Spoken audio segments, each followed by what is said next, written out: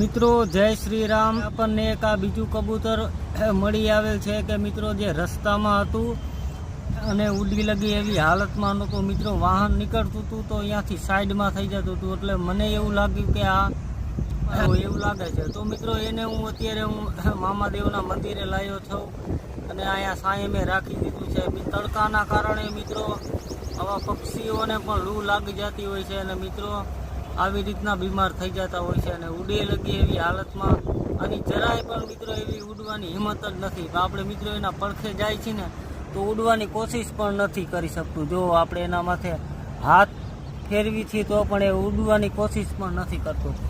તો મિત્રો તમને પણ ક્યાંય આવું લાગે તો મિત્રો જરૂરથી સેવા કરજો।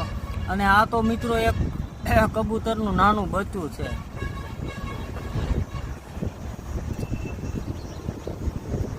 મિત્રો આના માટે આપણે